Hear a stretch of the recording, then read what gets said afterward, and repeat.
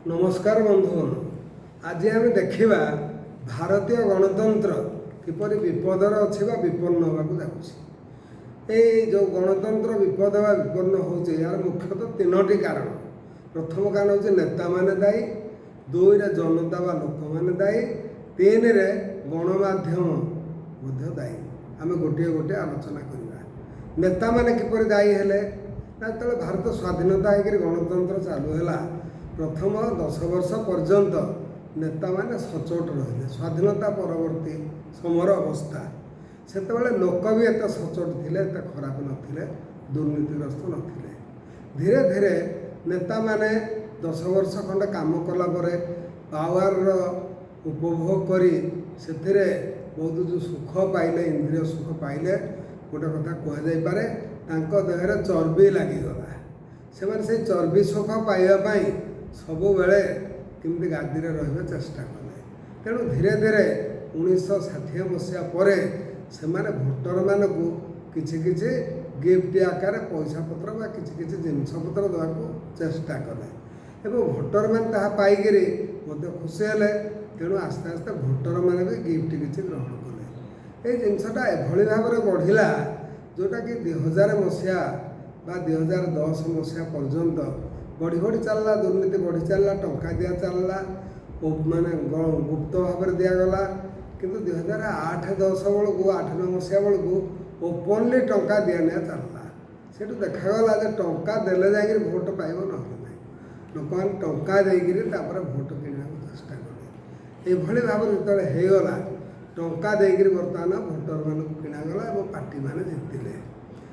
ये जो लोक मैंने जितिले टंका देकर से कौन नेता गुण रही से बहुत भ्रष्ट गुण, गुंडामी और दुर्गुण मान पूरी रहा।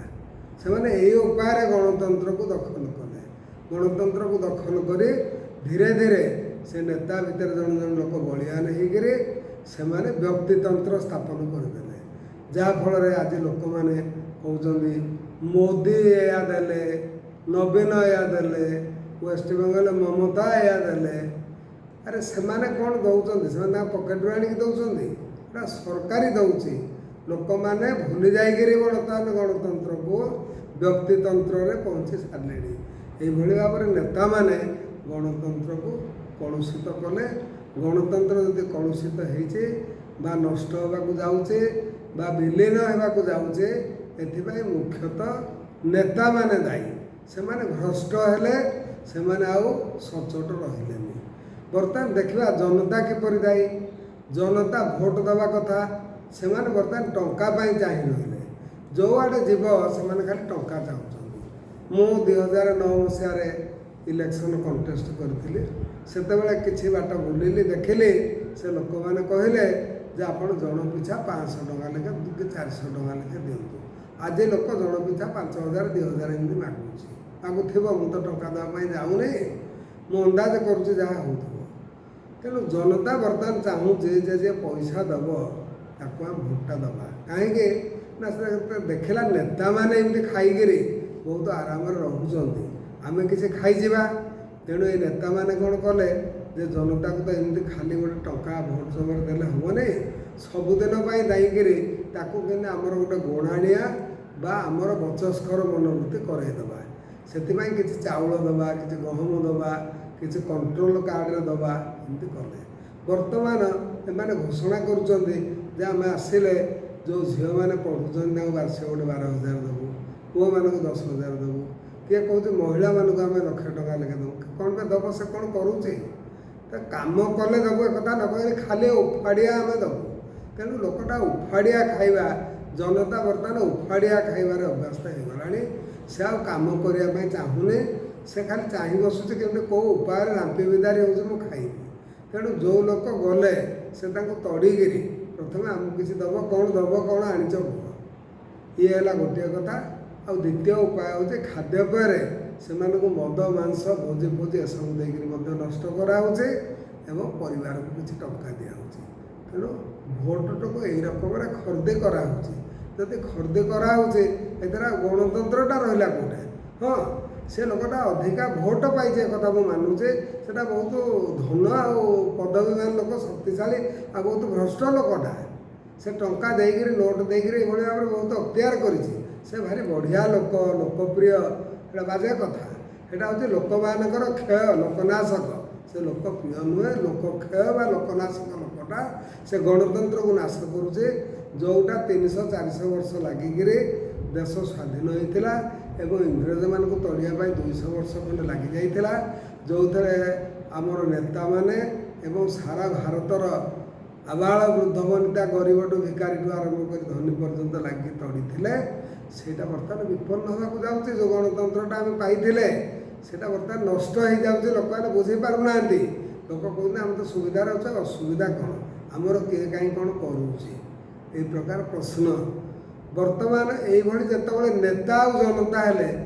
गणमाध्यमटा कौन कर गणमाध्यमर कर्तव्य कौन गण हूँ जन जनक गण जन जाकि तो लोक पाखे पहुँची पारे नेता पाखे तेणु जो गणटा रहा गण मानकर कथाटा पत्रिका मान नहीं पत्रिका गुड़ हूँ गणर मुखपात्र एमाने जाइए नेता मानू कहे एमाने आगे कहते ये सेवा देवा लोक मैंने रोते किसी लोक मैंने प्रेस करुले सेवा देवाई बहुत शिक्षित लोक प्रेस रोते आजिकल जी पारा गोटे बेकर कैमेराटे झुलैक से बुलूची खाइबा को न पाता लोक गोटे सांबादिक से गोटे बुलूची से तो 2 टଙ୍କା दौड़ुची से कि भल न्यूज कौन दब से चाहूँ केमती गोटे बाजे न्यूज कर जोटा लोक शुणापी कान डेरी बस जिते खराब न्यूजटे देव से एत लाइकिंग और टीआरपी हो जाऊँगी फेसबुक रे जे मुंड आश्चर्य भल कथाटे देले कहीं शुणुना बर्तमान यहीटा जो संस्था होगला गणमाध्यम धीरे धीरे गणमाध्यम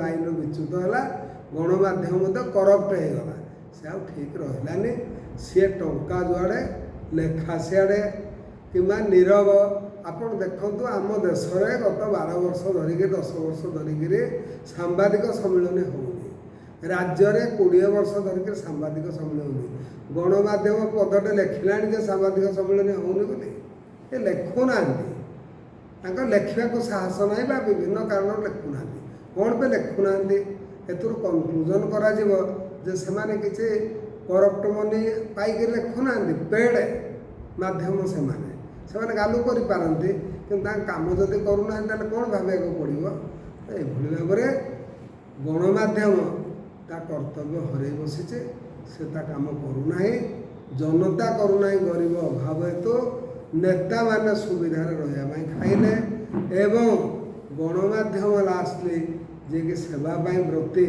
से भी किसी करें करूना तो ये अवस्था आम देशर गणतंत्र बर्तमान विलुप्त प्राय ना कहले चलो खाली नामक मात्र गणतंत्र चली गणतंत्र ना जनतंत्र व्यक्तिगत चली से कहुचे मोदी ग्यारंटी नवीन 5T एटा कौन एटा व्यक्ति विशेष ना धरिक कहुचे कहवा मन रखु यह आईन रे अपराध अटे Indian penal code section 171G अनुसार यह अपराध अटे सरकारी जिनस को देकर मुँह दौर कहवा यह अन्याय और आईन विरुद्ध एक आम लोक मैंने जानते ना यहाँ किभली भाव में इलेक्शन कमिशन चुप होकर बसई या भी किसी कहूना इलेक्शन कमिशन ये जाकर बस से कौ लोक बसई किए बर्तमान ये सब जिन संस्था होगला चारिआडे सब भर्ती होगले तेणु वर्तमान भारत अवस्था जो परिस्थिति में पहुँची एथुर सुधुरवा संभव नुहे आहरी खराब आड़ को जाऊँचे एवं धीरे धीरे लोक गुड़िक सचेतन होकर परिवर्तन करेंगे ना ताले देशर गणतंत्रटा संपूर्ण लोप पाई आस्ते आस्ते जो लोकटा एमती भी गणतंत्र कराऊे से नकरे कर मु तो रजा हेली आ गणतंत्र दरकार कौन एमती से करदेव से लोक पुणी जागृत हेला बेलू पुणी गोटे स्वाधीनता दरकार पड़ो ताहा करने दरकार पड़े गृहयुद्धटे आगे विदेशी विरुद्ध युद्धटा होता तो विदेशी ना तेणु आम नेता विरुद्ध युद्ध चलो यहाँ गृहयुद्ध कहते तेणु भारत में गृहयुद्ध हवा प्राय आसन्न कहि एवं लोक मैंने ताती उठे आउ विशेष भाव में दायी जो लोक गुड़ा चाकरी बाकरी करके टका पैसा पाइक रिटायर्ड करके बसुँच से लोक गुड़ा मुँह खोलुना गोटे कारण जन को पचारे लोकटार असुविधा ना मुँह खोलुना कहीं मत जन कहले बंधु एम चाकरी काल भितर बहुत करप्शन करेंगे ଏମାନେ ହେଲେ ମୁହଁ ଖୋଲିଲେ କାଳେ ଧରା ପଡ଼ିଯିବେ, ତେଣୁ ଚୁପ୍ ହେଇକିରି ବସୁଛନ୍ତି। ଯେଉଁ ଗଣ୍ଡେ ପାଞ୍ଚଟା ବା କେତେଟା ଲୋକ କରପସନ୍ କରିନାହାନ୍ତି ସେମାନେ ମୁହଁ ଖୋଲିକିରି ଆସୁଛନ୍ତି। ତ ହଜାର ହଜାର ଲୋକ ଯଦି ଏଭଳି ଭାବରେ ରହୁଛନ୍ତି, ଆଉ କେତେକ ଲୋକ ଶିଥିଳ, ଆମର ଦରକାର କ'ଣ ଅଛି, ଯାହା ହେଉଛି ଚାଲିଛି, ଆମର ତ କିଛି ଅସୁବିଧା ନାହିଁ। ତ ଏଭଳି ହେଲେ ଗଣତନ୍ତ୍ର କୁଆଡ଼ୁ ଚାଲିବ? ଗଣତନ୍ତ୍ରରେ ପ୍ରତି ବ୍ୟକ୍ତିର ଭୂମିକା ଗୁରୁତ୍ୱପୂର୍ଣ୍ଣ। ବ୍ୟକ୍ତି ଯଦି ଶିଥିଳ ହୋଇଯିବ, ଗଣ ଯଦି ଶିଥିଳ ହୋଇଯିବ, ଗଣମାଧ୍ୟମ ଯଦି ଶିଥିଳ ହୋଇଯିବ, ତାହେଲେ ଯେଉଁ ନେତାମାନେ ଗଣ୍ଡେ ପାଞ୍ଚଟା କେତେଟା ବାହାରିକି 100-200 ନେତା, ସେଇମାନେ ଏଭଳି ଶୋଷଣ କରିକିରି ଗଣତନ୍ତ୍ରକୁ ହତ୍ୟା କରି ଚାଲିଥିବେ। ଏବଂ ଆମେ ବସି ଚାହିଁଥିବା, ଯେଉଁ କଥାରେ ଅଛି ମାରି ନେବେ ମହାପାତ୍ରେ ଚାହିଁଠାରେ ଜଳକା, ସେମିତି ଏମାନେ ମାରି ନେଉଥିବେ। ଆମେ ସବୁ ଗଣ୍ଡ ମୂର୍ଖମାନେ ତାଳି ବଜାଇ ବତି ପେଲା ହେଇ ଆସୁଥିଲେ, ଜୟ ଅମୁକ କହିକିରି କୁତୁ କୁତୁ ହେଇକିରି ଆମେମାନେ ସବୁ ହସୁଥିବା। କିନ୍ତୁ ଏଇଟା କେତେ ଲଜ୍ଜା ଓ ଅପମାନର ବିଷୟ, ଏଇଟା ଆପଣମାନେ ଚିନ୍ତା କରିବେ ବୋଲି ମୋର ଆଶା। ଧନ୍ୟବାଦ, ନମସ୍କାର।